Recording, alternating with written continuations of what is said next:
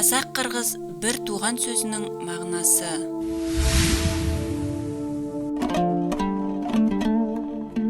Қырғыз атауы алғаш рет 8 ғасырдағы күлтегін тас жазуының үлкен жазу ескерткішінің 4 шумағында Қырғаз деген атпен бөлініп айтылады. Бұл ел Хакасия жерінде болған. Хакасияның қазіргі өзегі болып тұрған өзені ол кезде сол аталған ескерткіштің 10 шумағында Көгімен деп аталып тұрған. Қырғыздар кейін Алатауға орныққанда Іле Алатауы мен Жоңғар Алатауының арасындағы Үйсін тауының олардың аузында кетпен аталып кетуі сол тарихи ескі жұрттың аңыздық ықпалы.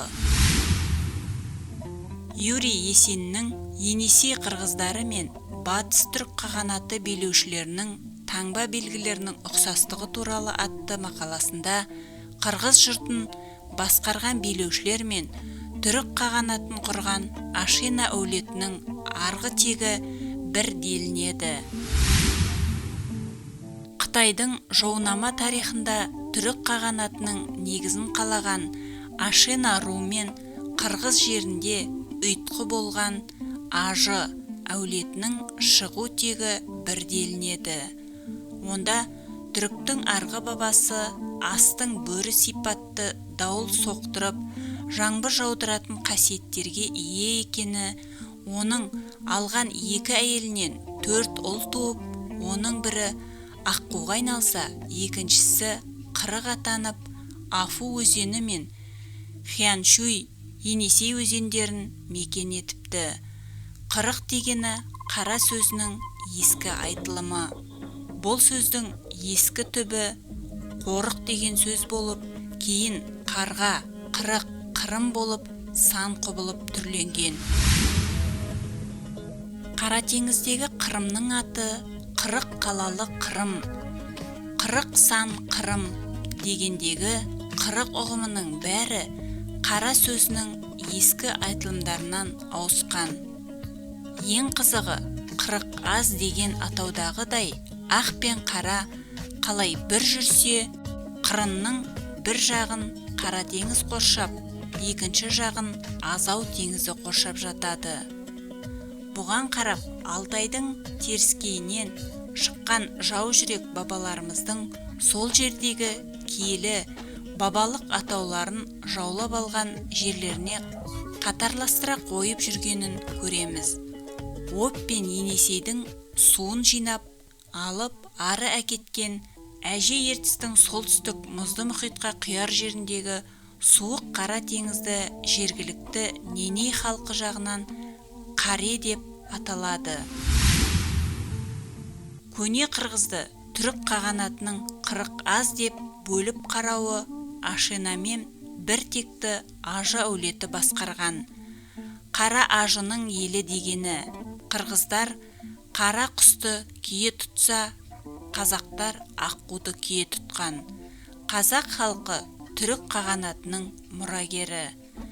Қаз бике ананың қаздай тізілген ұрпағымыз.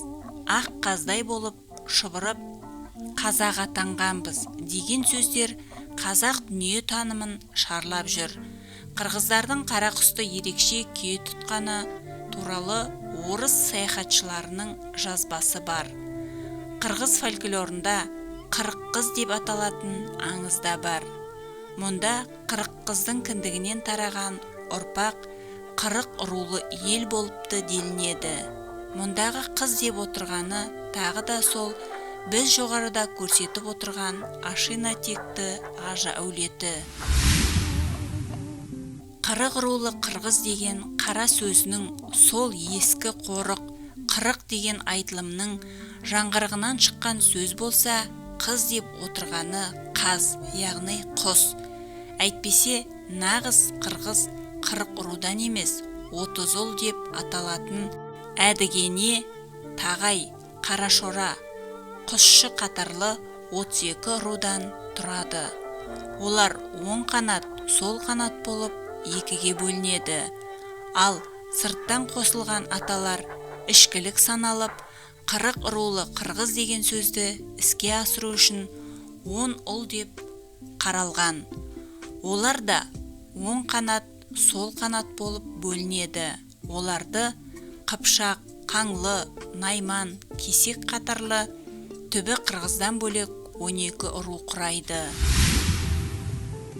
Орыстар қазақтың атын қырғыз деп 103 жыл 1822-1925 жылдар күшпен бұрмалағанда нағыз қырғызды қара қырғыз деп айтқаны да содан. Түріктанушы Көкбөрі Мүбәрак.